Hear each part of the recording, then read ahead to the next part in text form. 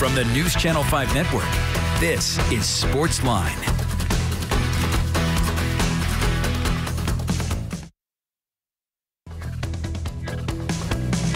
On a Tuesday, as we inch our way towards the Thanksgiving holiday, happy Thanksgiving to one and all out there. Jon Burton here filling in for Steve Lehman on a Tuesday. Steve enjoying some quality family time on this Thanksgiving week. We're here for you, though. 615-737-7767 is the number to call. We're with you for the next hour. Got a great show lined up coming up at 8:15. We will have the Cincinnati Bengals play-by-play voice, Dan Hoard, a dear friend of mine. We go back decades. We used to work together back in the early days and back in upstate central New York. He's the longtime play-by-play voice of the Cincinnati Bengals. Give his thoughts on the Bengals right now as they get ready to come into Nissan Stadium on Sunday to take on the Titans. Both teams come in red hot. This is a huge AFC swing game in terms of playoff seedings and playoff positionings in the American Football Conference. So a huge game for both teams coming in. And, of course, the Titans, well, they have a chance to get a little payback on the Bengals after Cincinnati came in last January and beat them in the AFC Divisional Playoff game on a last-second field goal.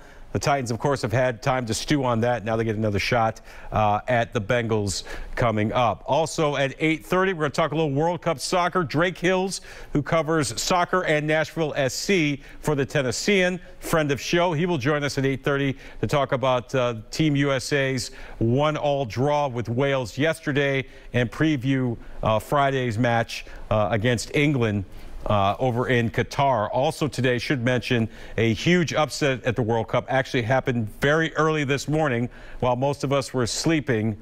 Saudi Arabia, the upset win over Argentina, 2-1. The Saudis getting 2 goals in the second half. Of course, Argentina superstar Lionel Messi got the only goal for Argentina, but they're calling it one of the biggest upsets in World Cup soccer history.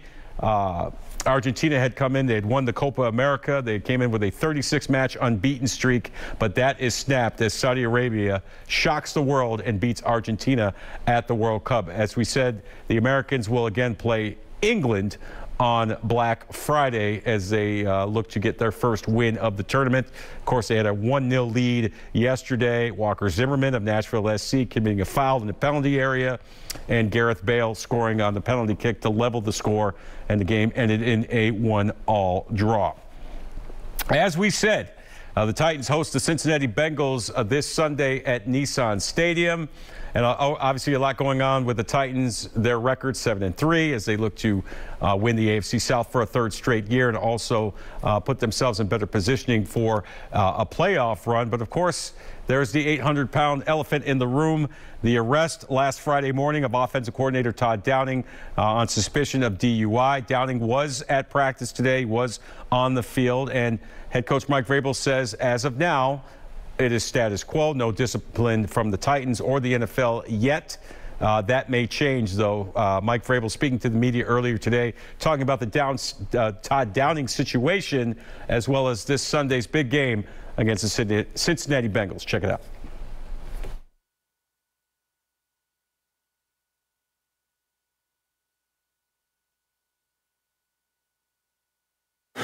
You know how things were as Todd is our offensive coordinator. Now those things could change. You know, I want to make sure that everybody understands that at any point in time when we hear from the league or, you know, that,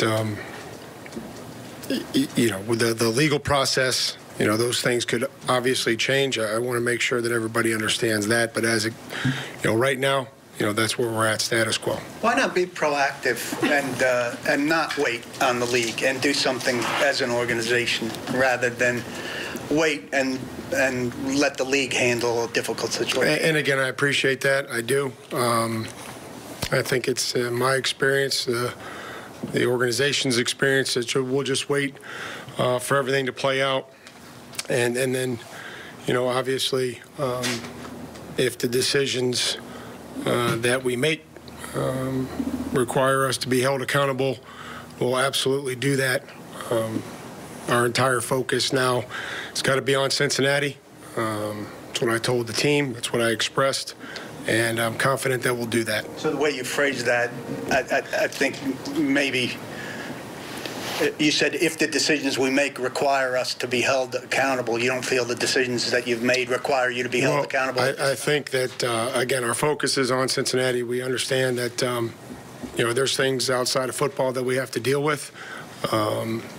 And certainly in this case that we'll have to do that. So this is the decision. This is where we're at right now. And, that could obviously change. What's plan B if there is a change, Mike? Well, right now I'm just focused on Cincinnati, and we've got a bunch of people in place. So, our full focus has to be on Cincinnati. They've won 4 of their last 5 games.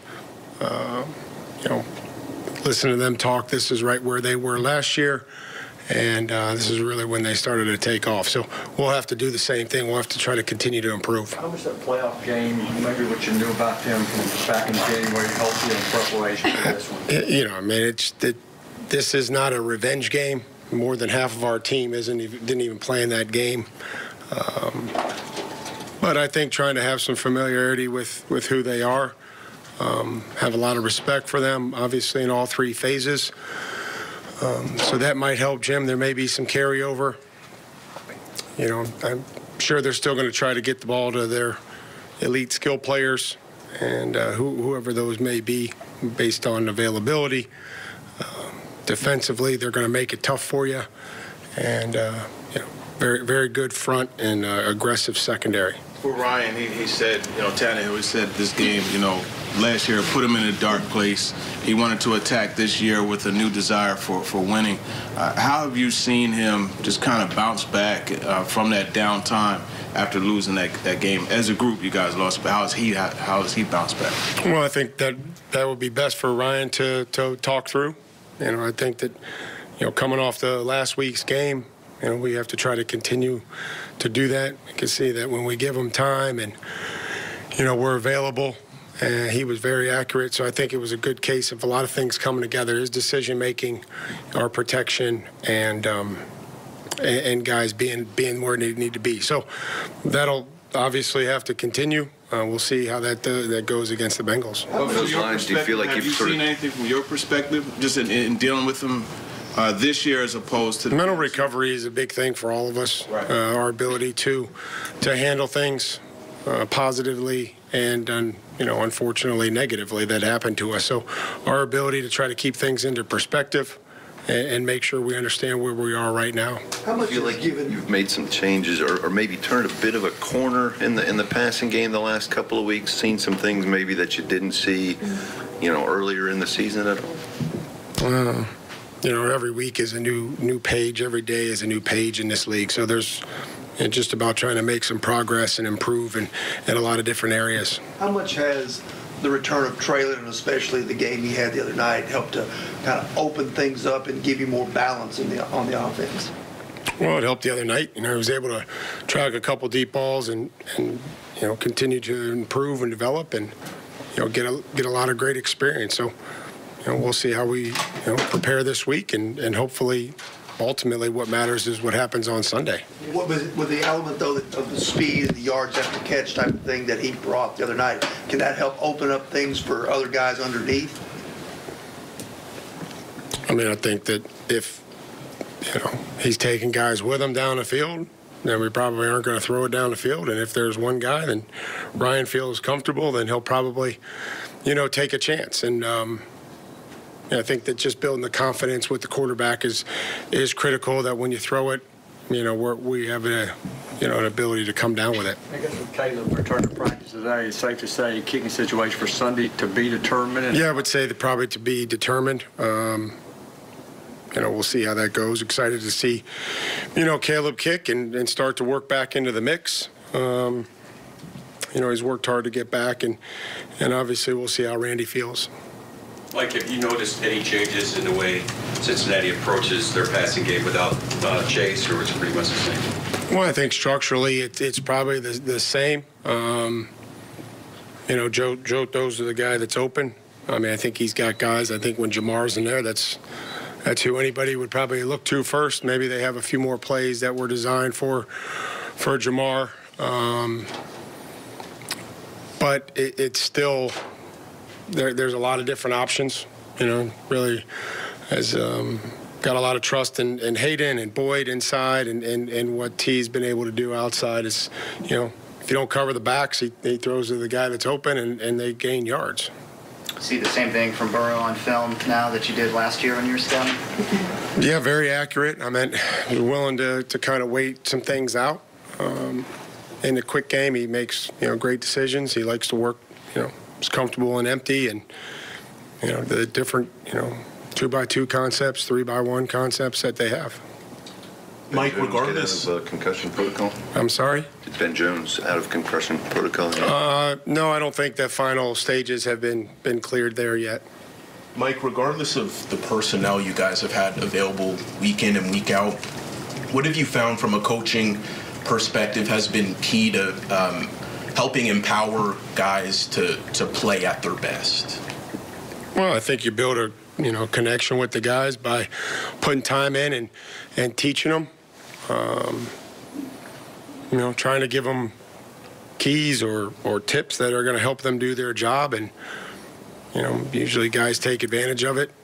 So I think guys coming in on a short week and believing that they have an opportunity to play in the game, gets them engaged, and then we try to coach everybody that comes through here. How much does Jeffrey's double rate go up without Danico there, and how do things change for him? I think we'll have to see. There was times where Jeff's single blocked, and he's got to impact the game. We'll have to have a plan for whatever it is, and obviously a big key will be affecting the quarterback. We know how critical that is each and every week. So we'll kind of have to see how the game unfolds. You talked after that last game against Cincinnati about getting turnovers. That seems to be an area that your defense has gotten much better at this year. How much more improvement can you get at? Well, I think a lot. We've dropped some interceptions. We have to have more attempts, at the ball. We have to hit at it more. We have to punch at it more to try to knock it out of the quarterback's hand. That's no offense to quarterbacks, but that's usually the easiest target on the field. And then when we do knock them out, we have to recover them. So we had one the other night. I felt like coming out of that game, we did some really good things, but, our ball disruption attempts, probably wasn't where it needs to be. Is there an update on Kyle Phillips returning from IR, eligible now? Do you expect to see him out there this week at practice? I don't think I'd expect to see Kyle out there this week. That's good. Thanks, guys. Have a great day. Thank you. We got a little bit. All right, that's Titans head coach Mike Vrabel earlier this morning at Ascension St. Thomas Sports Park as the Titans begin their practice week and their prep week for the Cincinnati Bengals on Sunday at Nissan Stadium. A huge game in the AFC in terms of playoff seedings. And speaking of the Bengals, we're going to talk to their play-by-play voice. Dan Hoard will join us next here on SportsLine. Stay tuned for that. We are back right after this.